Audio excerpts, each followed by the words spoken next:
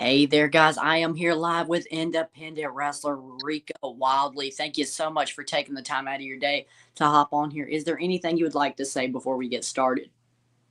I appreciate you allowing me to jump on your platform, and I gotta say, I've watched some of your stuff, man, on YouTube, and I've done a lot of podcasts, and you've got a good flow about you, so I'm excited to see how this turns out. Thank you so much. Thank you. All right. And I will let you guys know this is going to be a full interview. You guys are used to me doing the quick 3 question interviews. We're going to be here for a while. This is a full interview. All right. For the first question, how did you get into wrestling? Well, to be honest, I've always been a wrestling fan as far back as I can possibly remember.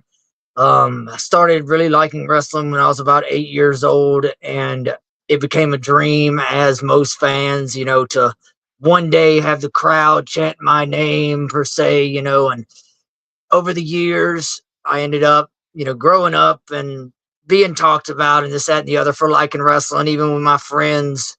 As I turned into a teenager and things like that, they kind of grew out of wrestling, but I really never did. So I ended up having a kid, and at 30 years old, I finally went to a actual wrestling academy and got my license and became a professional as far as being licensed under an actual trainer and things like that. So there you go. All right. Second question. Where did this very cool gimmick? I really enjoy it. Where did this come from? Well, I've been asked that a bunch of different times, and it all boils down to it was something that I hadn't seen. I've watched wrestling for a long time, and I've seen 100 different kind of dark characters and dark gimmicks and things like that, but I hadn't seen one that was just over the top bright, over the top colorful, and as an independent wrestler, I started with the local company that I trained with doing my first independent shows, and we have entrance lights and things like that. You walk out, you got the lights going, the fog machine, all that good stuff. But as I started branching out beyond that, there was some companies that I worked that didn't have those lights and didn't have the fog machine and all the little extra things, so it was just some guys walking from behind a curtain. And I was thinking about it. I was like, instead of asking these promoters that don't really know me from Adam to get lights and things like that, because it would make the presence and the entertainment value of their product better, why not just bring the light with me? Yeah, yeah. I mean, the So, fire is very cool. thank you. I made everything outside of my mask and my boots. I literally make everything that I wear. Wow. Wow. Yeah. Yeah. That is great. Yeah, I was looking at some of your entrances that you've had posted on TikTok, and it looks great. It's a great view to the crowd, I believe. Yeah. And that's the thing, man, is, I've always been one for depth in a character. And like, when you've watched wrestling and you've got whoever coming to the ring and they get where they're billed from, whether it be whatever city, my where I am from, my character is from, is your town. So every time I show up or every time I come through the curtain, I'm from your town. And why is that? Because a carnival goes from town to town to town to town. You Yeah. know, so, I mean, I'm always from your town. Not only do they enjoy that because it kind of plays with the whole gimmick, but it also gets them hooked in immediately because they're going, wait a minute, he's from my town. Do I know this guy? Do I work with this guy? So it's an immediate hook, and they're already invested by the time I even hit the ring. So, I mean, just Hey, two birds, one stone. smart. That's smart. All right. Third question. What would be your dream match? It could be alive, deceased, whatever. You can take wherever you want with this question. You know, like I said, I've watched wrestling for years, and I would love to have had a match with Eddie Guerrero. Out of my interviews, you're not the first person that said that. I, I mean, he's one of in my opinion, he'll always be the GOAT because he could do the technical style, he could do the high flying style, he could do the ground game. There wasn't anything he could promo. You know what I mean? He could be a heel, he could be a face. There really wasn't any avenue that he didn't step into and perfect. So in my opinion, there's been 1,000 million wrestlers, and a bunch of them have been great. But Eddie Guerrero is the full package, man. And to have been if I would have been able to have a match with him, that would have been my biggest honor. And I do credit him for a lot of my style. So Yeah, there you he's go. yeah, I thought that would be a great match. All right. Question number 3. Would you most want to work for WWE or AEW and why? You know, I would love to work for WWE just because I've always been a fan. I was in invested in wrestling hardcore when WWF turned to WWE. So I watched that transition as a child go from what I fell in love with to what we know as the entertainment side of wrestling now. And to be able to say or have it on the resume that I worked for WWE and, got my small little glimpse, you know, in the history books of WWE would be dream come true. I mean, I'm already living the dream, don't get me wrong, just doing what I'm doing. But to be able to say that I worked for WWE would be the icing on the cake. I feel like that's for every wrestler. Everybody wants to make it to the big WWE. And I've talked to people about that, and don't get me wrong, I would love to work for WWE, but if it never gets to that point, my ultimate goal is to have my own wrestling school. I Yeah. want to have my own wrestling school so I can pay it forward to other independent wrestlers, other people, dreamers like myself, to come in and chase the dream like I'm doing now. I want to be that guy that opens the door for the next batch of talent. This business that we know and love as professional wrestling is all about paying it forward. Nobody's meant to be champion forever. Nobody's meant to wrestle forever, but it's all about building the next big thing and helping that next person get over. And that's the ultimate goal.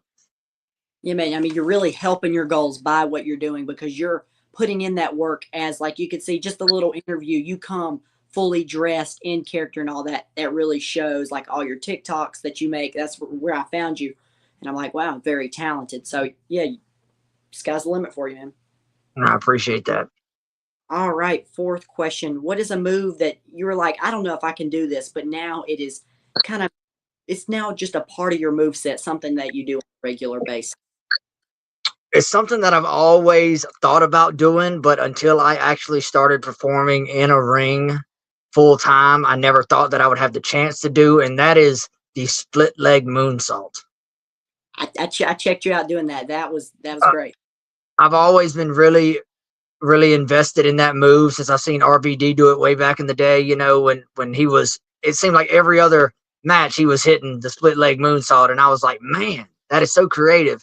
So practice, practicing it in the school and perfecting it to where now it's become kind of part of my move set, and people are kind of expecting it now when it comes down to it. I've always been able to do the moonsault. I spent my childhood on a trampoline, as most wrestler, fans have. But I've always been able to do a moonsault. But as far as using the ropes to get the spring to flip backwards, I didn't know if I had because it takes a lot of core strength, and I didn't realize that. But once I perfected it and got to where I was comfortable not trying to grab, when I sit down, not trying to hold my hands on the ropes and just letting my momentum carry me backwards, it's gotten a lot easier, and I really enjoy doing the move now, and people enjoy it. So, I really enjoyed that move. I've always, from RVD to John Morrison, I really like. yes, yes. All right, next question. Who is your favorite opponent that you've gone against so far? Well, I'm gonna have to say my favorite opponent, and this is just because I've literally known the man since I was 9 years old. We grew up in this business together, and now we train together. We went to the same wrestling academy, UWE, United Wrestling Entertainment in Central Louisiana. Um, Graduated from the same spot, and that is Gatekeeper. He has been one of my outside of the professional wrestling business. He's been one of my closest buddies since I was a small child, and to see us both prosper in the world of professional wrestling, an independent level or higher than that, but it makes me happy. And we have wrestled in, I think, 4 or 5 different states so far, going against each other. So he has been my favorite opponent. I was his very first match. We had a Singapore cane match in Marshall, Texas in 2021, I believe. And he has been by far my favorite opponent. Nice. So, just kind of like a side question: how long have you been at it? How long have you been wrestling? Um, I don't consider what I done before I went to the academy wrestling, because I done a bunch of backyard bull crap that didn't really amount to nothing. It was just scratching an itch, you know what I mean? Yeah, yeah. But once I went to the academy, I graduated at the first of 2021 at 31 years old. Nice, nice. Yeah. And been pretty much on the road steady almost every single weekend ever since. Great, great. All right. Next question is, what is the most painful move that you have taken? Uh, the most painful move that I have taken. Uh, I'm gonna have to say, I don't know. It's really tight between the F5. I've taken that, and that was because it's hard to brace yourself for a move like that. Oh yeah. So that, and here in January, this past January, I believe I took the black hole slam for the first time, and that's one of those that I'm not a super huge guy, so somebody that's that big to do that move, taking me and spinning me around like that, and it's just all momentum, and you just gotta eat it. That's all I can say. You just gotta take it. There's no bracing for it. You just Yeah. gotta take it. And then that move there is one of those that you're so scared to take because it's so out of the blue, you know. And but once it's over, it's over. But that's probably one of the harshest moves that I've taken was the black hole slam. Yeah, yeah. All right. Next question. I've seen on like your matches and stuff.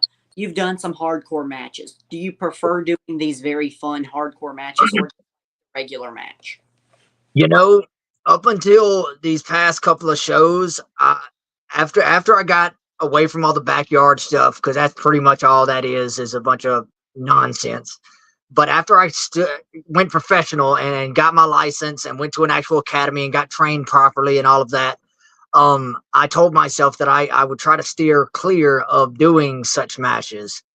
But now that I went to Warrior Wrestling Alliance in Lufkin, Texas, and became the innovative heavyweight champion, that whole title is built around, it's the innovative championship. Therefore, every match has to be innovative. Every match has a stipulation. You can't just go in a singles match to Oh, defend it. Every match that a defense has a stipulation to it. Like this one that you seen on TikTok was a Funhouse surprise match where it was just a bunch of gifts, packages wrapped around the ring, and whatever you could get to and open, you could use. oh wow. And yeah. So this I next saw match, those boxes. I thought it was pretty neat. it's different. And you know, that the promoter came to me and pitched the idea to me, and I was like, look, man, I'm you book it, I'm performing in it. It's that type of stuff. I'm not in the position to tell you no in the least bit. So when it comes down to it, if you book it, I'm wrestling in it. This next match I've got in a defense against a guy named Warhammer is a Viking hammer on a pole match. Yeah. So This, that's going to be fun. Have you ever heard of a Taipei death match? yeah, yeah. Okay. All right. Here So, before long. Oh, I'm oh, sorry. no, you're good. Yeah, Go ahead. here before long, I just want to put this out there for the world. Here before long, I'm going to be doing a Taipei death match, but not with glass, but Legos. Oh, oh, Yeah, it's gonna be kind of wild. It's gonna be kind of wild. oh, yeah. I mean, we already know how it is to step on them. I guess landing That's on what I'm saying. That's what I'm saying. it might be worse than the glass. You never know. Well, we'll see. Yep, yep, yep. And just another kind of side question. You've been talking about where you've trained and all that professionally. Where is it that you've been trained at? I graduated the United Wrestling Entertainment Academy of Louisiana under the trainer Dapper Dan. He's a Mid South and global legend. He was trained under Ivan Putski. Um, he has traveled the globe wrestling, and in 2020 during COVID, he decided to open up a school not too far from where I grew up. And once he opened that school, me and four other guys, Punk Sinister, Logan Wade, Jake Fury, and Millennial Mike, was the first class to go through that school and graduate. So, Cool, cool. yeah. All right. And this is my last question that I have for you. What wrestler are you most influenced by? I guess I could go ahead and guess by what your dream match was, but Well, growing up, I mean, I was so captivated by Jeff Hardy's entrance growing up with the black lights and then the smoke and all that right there as a kid. I was like, that is the most amazing thing I've ever seen, and he's always been one of my favorites too. Yeah. yeah, right. And growing up watching him do all those crazy moves and the entrance and just his charisma in general, that really has bled over into kind of what I've built here, with my gimmick. That's what, one of the reasons I love the whole purple and green and things like that. That's Jeff Hardy-esque. It's Hardy Boys all day. But when it comes down to it, there's multiple different wrestlers that I've pulled inspiration from. I would say the Hardy Boys. I would say Eddie. I would say a little bit of William Regal in there, as far as technical abilities go. Charisma wise, you've got people that can talk on the mic like Enzo Amore. You've got people like The Rock. Their mic skills are untouchable in my opinion. But it's not just one certain avenue of wrestler that I would say this is the reason I built this, but it's a little bit from everyone. That's wrestling though. That's wrestling. Yep. There's a lot of wrestlers to choose from to get influenced by at the same time as well. Well, it's not about what has been done. And I've had to explain this to a bunch of independent wrestlers that I've met over time that are working on gimmicks and things. They're like, well, I don't want to do this because this has been done. I don't want to do this because this has been done. And I'm like, it's not about what has been done. It is about what is taking what has been done and making it your own. Tweaking it just enough to where now it is not what has been done, it is yours now. And believing in it enough to where the fans don't go, okay, he's just another second rate, blah, blah, blah, blah. Yeah. That's bottom line. Yeah, you definitely hear that a lot, like with LA Knight and stuff. He's just the next Stone Cold and Right. stuff. Right. And when I thought of people when I saw your gimmick and stuff, but it's like, this is new. This isn't just your regular crazy gimmick. That's what I wanted, and thing is people see the mask and all of that. And I've been a face my entire career. I'm a good guy in my entire career. And even though I've had multiple promoters try to push me as another scary clown, blah, blah, blah, blah, it's been done 1,000 times over. Oh, yeah. That's one of the main reasons that I went as the Barker of the Bazaar. I'm not Rika the Clown. I'm the Barker. I'm a carnival barker. The carnival barker is the one that says, come on, come all, step right up. Come see the wonderful oddities and wonderful things that we've got and blah, blah, blah. That is who I am. I'm the keeper of the carnival. I'm the one who draws you in. I'm the guy that you see before you ever see the real spectacle, Yeah. So that was the whole build of the gimmick. It wasn't about being scary. Now I've got a whole team of guys with me and they're all darker characters. They look scary, but that's the thing is I run a sideshow, a freak show. I am the face that you see that shows you that it's okay to be different. It's okay to be a freak. Everybody's a freak in their own little way. So it's okay to embrace it every now and again. Embrace the bizarre. Yeah. Great, great. I really do appreciate you taking the time and all this. Y'all go check him out. He's a great performer. Thank you. I really, really appreciate that, man. And like I said before, you're doing a great job with your stuff. Don't give it up. And I would love to hear some more updates on what WWE's got going on. Like I said, I watched that one you talking about the Wyatt Six and all of that. Yeah, I really enjoy that. You've got some good insight. So I'd love to see some more updated stuff. yeah, of course, of course. And like I just said, everybody, all your like social medias and stuff will be linked down in the description so they can go check you out. And before we get out of here, I am the only Rika Wildlee out there. I made sure of that. So they can Google the name and literally all my stuff pops up. all right, that I'm the makes it. first thing that pops up on Google, which is rare. I'm just saying. Yeah. But before we get out of here, do you have any upcoming shows or anything that you would like to let the fans know about? Yes, I do actually. Let's see. This upcoming weekend, not this weekend, but next weekend on the 13th, United Wrestling Entertainment is going to be at the Alexandria Convention Center in Alexandria, Louisiana. That is my next show. And then Saturday, the 14th, Battle Zone Championship Wrestling is going to be in Mendenhall, Mississippi, and I'm also going to be at that show. So, and then on the 21st, I'll be in Silsbee, Texas for Sadistic Wrestling Federation. And it's all three of those upcoming shows is those are the last three shows of the year, and that will make 52 bookings that I've taken this year. Nice. Yes, so I've been moving a lot, and those are the three shows that are closing out 2024, and 2025 is already stacking up pretty greatly. So Great, great.